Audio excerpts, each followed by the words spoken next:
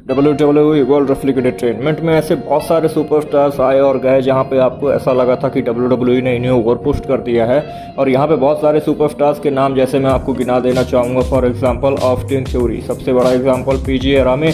यहाँ पे अगर मैं ऑस्टिन थ्योरी के बारे में बात करने वाला हूँ इस वीडियो में, जहाँ पे बहुत सारे लोगों ने कमेंट किया कि भाई इनको बहुत ही ज़्यादा ओवर पुश किया जा रहा है। और जिस तरीके से मनी इन द बैंक में WWE ने money in the bank winner बना दिया, तो वहाँ पे तो बहुत ही लोगों को गुस्सा फूट गया और WWE के पोस्ट में भी बहुत सारे लोगों ने कमेंट किया।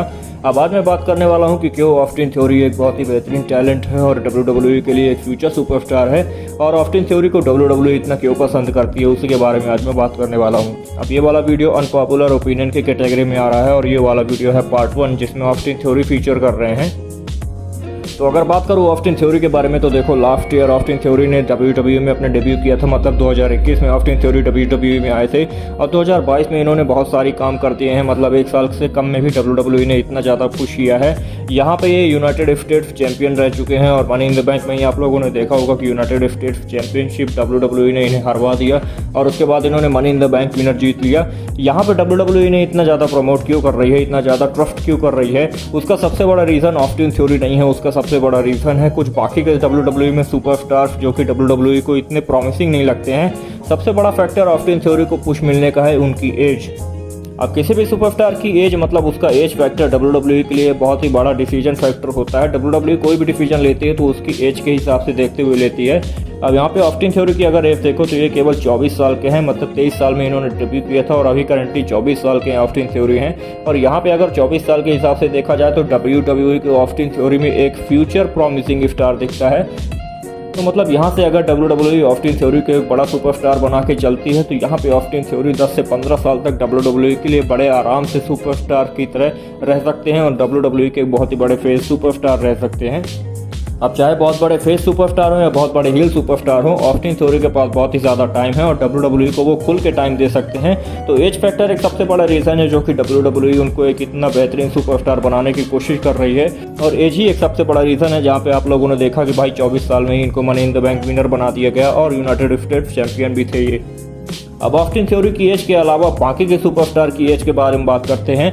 अब अगर आप ऐसे कमेंट करते हो कि भाई देखो Seth Rollins, Drew McIntyre, Roman Reigns, ये भी तो WWE के फ्यूचर सुपरस्टार हो सकते हैं, तो मैं ऐसा नहीं मानता हूं। अब देखो बात करूं सेथ रॉलिंस की, तो सेथ रॉलिंस और रोमन रेंस 2012 में WWE में आए हुए थे और यहीं पे ये लोग क्लोज अपने 40s के आसपास चल रहे हैं, रोमन रेंस और सेथ रॉलिंस की अगर बात करें। और रोमन रेंस के बारे में तो मैंने पहले एक बार वीडियो बना दिया था, यहाँ पे रोमन रेंस बोल रहे थे कि मैं 4 से 5 सालों में हॉलीवुड में मूव ऑन कर जाऊंगा। तो अगर रोमन रेंस के फैक्टर से देखा जाए तो रोमन रेंस उतने प्रॉमिसिंग स्टार नहीं है जो कि WWE को इतना ज़्यादा फ्यूचर में कैरी ऑन कर सके। और रही बात अगर सेथ रॉलिंस की, तो देखो सेथ रॉलिंस की जिस तरीके से बुकिंग हो रही है तो मेरे को लगता नहीं है कि WWE उनको उस टाइप का सुपरस्टार अब देखने की कोशिश कर रही है। अगर यहाँ पे बात 2018-2019 की होती, जिस तरीके से सेथ रॉलिंस को WWE ने पुश किया था वो बहुत ही ज़्यादा अनबिलीवेबल था, लेकिन उसका सबसे बड़ा एक रीज़न था कि वहाँ पर रोमन रेंस नहीं थे। अब जब यहाँ पे रोमन रेंस है तो भाई देखो double championship Roman Reigns carry कर रहे हैं, तो प्रेजेंट में WWE रोमन रेंस के ऊपर सबसे ज़्यादा भरोसा करती है। लेकिन फ्यूचर की अगर बात किया जाए तो I don't think Roman Reigns अथवा सेथ रॉलिंस में ही WWE किसी को देखेगी। अब अगर बात करूँ ड्रू मैकिंटायर की, तो देखो ड्रू मैकिंटायर दोबारा फिर WWE में अभी वापस आए हैं। अगर आप उनको पुराने ओल्ड मैचेस देखोगे तो 2008 से 2010 के बीच में ड्रू मैकिंटायर ने अपना डेब्यू किया था। उस वक्त भी ड्रू मैकिंटायर कभी कभी WWE से बाहर चले जाते थे और एक बार फिर से WWE में वापस आ जाते थे। तो यहाँ पर ड्रू मैकिंटायर को भी लगभग 15 से ज़्यादा साल हो गए WWE में रहते हुए, और अगर ड्रू मैकिंटायर को यहाँ से अगर WWE के फ्यूचर सुपरस्टार बनाने की देखना चाहती है तो देखो ड्रू मैकिंटायर 6 या 7 साल तक अभी WWE में अपने पीक में रह सकते हैं। उसके बाद ड्रू मैकिंटायर भी का भी डाउनफॉल शुरू हो जाएगा। तो यहाँ पे अगर WWE के रोस्टर की बात करूँ तो देखो एज फैक्टर एक ऐसी चीज़ है जहाँ पे उनको ऑस्टिन थ्योरी को सबसे बड़ा एक एडवांटेज मिल जाता है, क्योंकि यहाँ पे बाकी के जो सुपरस्टार है वो अपने 40s के आसपास चल रहे हैं। अगर बॉबी लैशली की बात करूँ तो देखो उनकी भी एज आई थिंक 40 के ऊपर हो चुकी है। ड्रू मैकिंटायर की बात करूँ तो वो भी आई थिंक 40 के आसपास ही हैं और रोमन रेंस भी तो उतने ही आसपास है। मेरे को करंट एज इनकी पता नहीं है, लेकिन आई थिंक ये लोग 40 के आसपास ही चल रहे हैं। अब अगर एज फैक्टर के अलावा मैं बात करता हूं तो भाई देखो ऑस्टिन थ्योरी में एक ऐसा टैलेंट है जो कि WWE के प्रॉमिसिंग लगता है।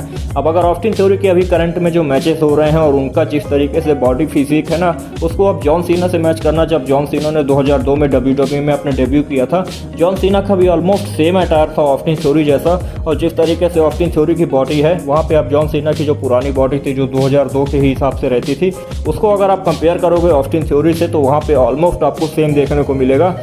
अब यहाँ पे अगर आप थोड़ा सा बॉडी बिल्डिंग शोज़ को और मिस्टर ओलंपिया जैसे शोज़ को फॉलो करते हो तो यहाँ पे आपको बाइसेप ट्राइसेप सेपरेशंस और front double bicep back double bicep ऐसे करके थोड़ा बहुत पोजिंग के बारे में पता होगा। तो यहाँ पे ऑस्टिन थ्योरी और जॉन सीना के मैच करके देख लेना।